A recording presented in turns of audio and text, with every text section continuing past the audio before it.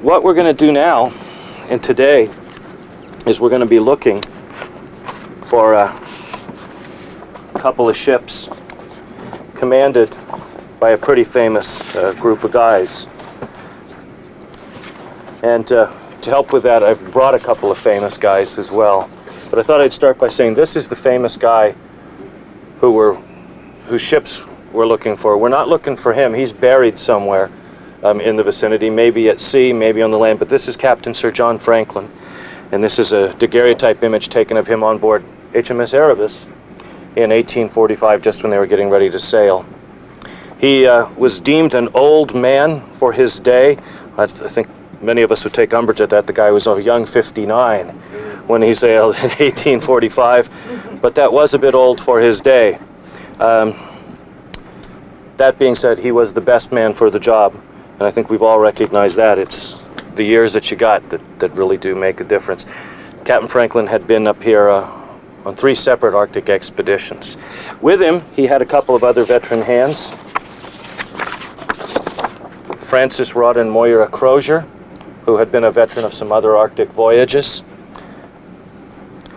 And this fellow, who amazingly, we think is Ken Burton's long-lost great-grandfather, because there is a remarkable resemblance, particularly in the haircut. But this is James Fitzjames. Now, those are the 3 commanding officers of the Franklin expedition. These gentlemen sailed in wooden vessels that were known as bombs, not because they had a tendency to explode, nor was it a clever Victorian term for what we today would call an automotive lemon. But these are heavy-built ships to mount huge seagoing siege mortars to lob shells at shore installations. So they were built thick and heavy. Most of them were used in the War of 1812. And in fact, the American national anthem, with all that bombs bursting in midair, comes from these types of ships firing shells. In fact, one of those was Terror, which of course is one of the ships we're looking for. These ships were refitted for Arctic exploration. A couple of them, Fury and Hecla, were used by Perry in his early expeditions. And then Erebus and Terror were used as well, not only on the Franklin expedition, but earlier with an expedition commanded by George Back and also by James Clark Ross down in Antarctica.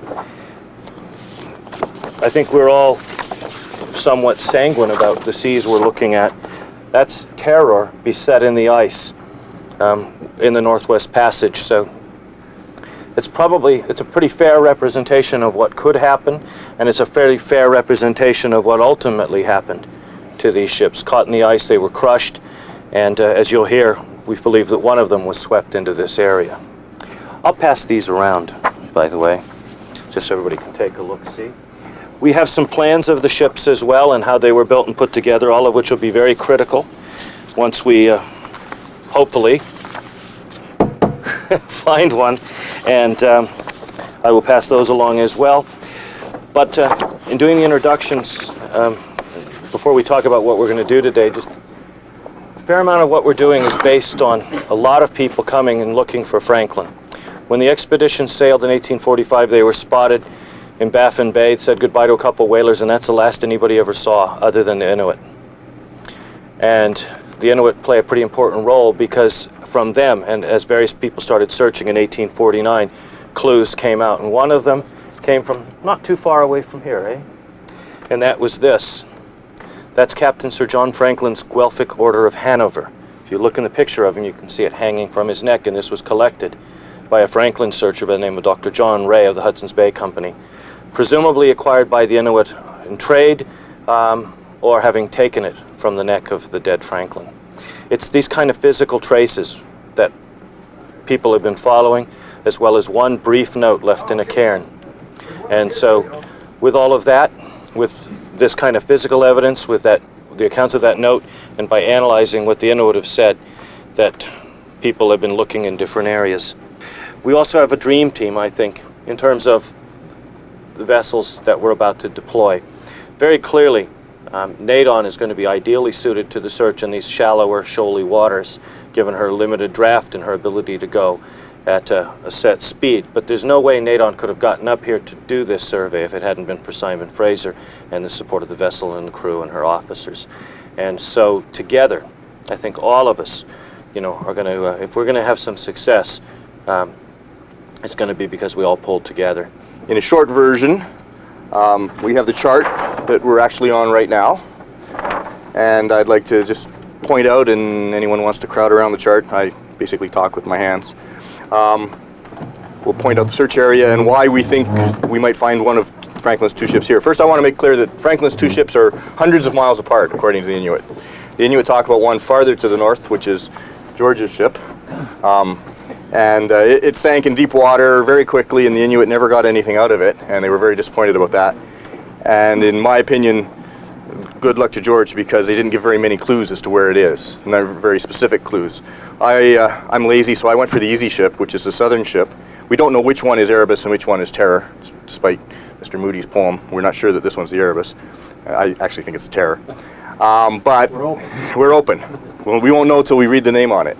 We were given a latitude and longitude in 1869 by Charles Francis Hall, who's an American Arctic investigator. I shouldn't really say explorer. He talked to the Inuit about where the ships were, and they told him to go to 6830 north, 99 west, which is about a mile off our port quarter right now. And they also told him to go to O'Reilly Island, and the problem with that is that O'Reilly Island isn't at 6830 north, 99 west. It's actually about 20 miles south of here. So that was fairly confusing. But then 10 years later, another American cavalry officer named Schwatka was interviewing the only known eyewitness to the wreck, who was then an older hunter, but he said that when he was a boy, his dad took him out to the wreck before it sank, and they stood on the deck. And his name was Puturik. And if we find the wreck in the next few days in this area, it'll basically be because we believe Puturik. We believe the only witness we had. So he told Schwatka that if you go to Two Fingers, which is the Inuit name for Smith and Grant Points, and you walk 4 miles to the west, you'll find an island. Well, as you can see in Wilmot and Cramondit Bay, it's almost impossible to miss an island. 4 miles doesn't quite equate exactly to any of these islands, but of course the Inuit didn't use terms like west and 4 miles. He would have said walk towards seaward as far as from where I'm sitting to that hill, and someone else would have done the interpretation. He also said that the ship was at least 3 miles out in first-year ice. You had to walk 3 miles out to it. Again, he didn't say 3 miles, but he would have implied that it was a long way from shore, which is why the boxes that I built don't go right up to the little islets, but tend to focus in the middle of the area. So in 1997, the Laurier and the hydrographic launches that she carried did this hatch section near Kirkwall Island. Oh, another faint clue is that Kirkwall Island's original Inuit name is Umiartalik, which means Umiak Island, and Umiak is, to the Inuit, anything larger than a kayak. It's generally used for a woman's boat, about the same size as our lifeboat here, but they also used it quite commonly for a white man's ship. So this is really, you can translate it as Ship Island, which is a nice little clue. What I've done is I've drawn arcs of 3 miles from almost any point of land, and where they intersected became the center of my alpha box. And then on the assumption that people overestimate distances in the Arctic rather than underestimate them, we walk our way closer and closer to land for the Bravo and Charlie boxes. It will take about 5 days to do lines spaced at a cable apart, 200 yards apart, back and forth through Alpha, Bravo, and Charlie. Quite happy to be here. The crew, of course, besides supporting us all in exemplary fashion, the crew of the Laurier did beach searches looking for debris or campsites. One of the Inuit stories say that the white men from this ship hunted caribou on shore, so we might find campsites. This crew, Captain has agreed that if anyone wants to contribute their time and shoe leather to beach searches, we've got a few islands and places where you can very advantageously spend your time looking for bones or tin cans or fireplaces.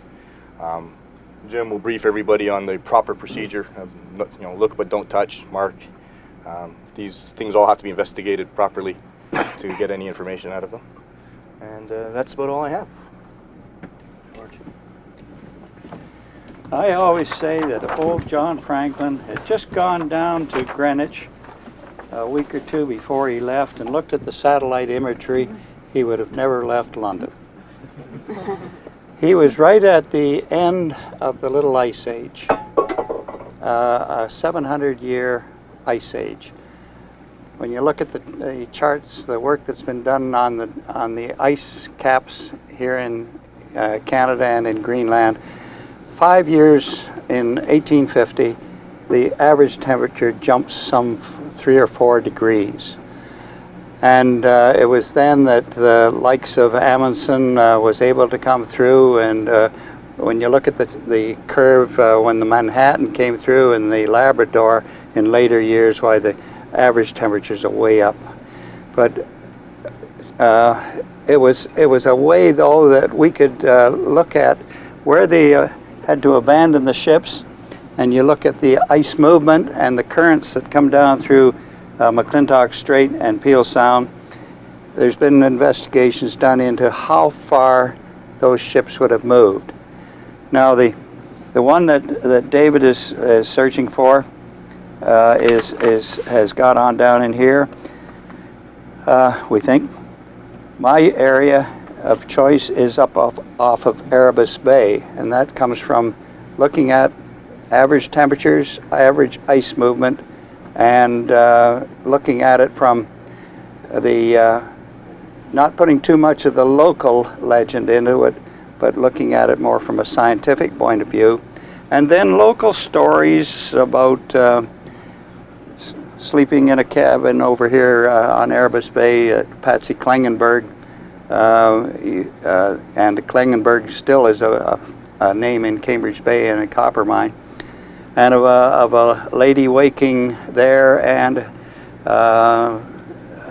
saying to her, waking her husband and saying, "What is that?" And he says, "Ah, go to sleep again. That's just wind blowing in the shrouds." Little tales like that, even though you're a scientist, why some of the supernatural almost has a, when you want it, can be substantive to the theory that you're putting forth.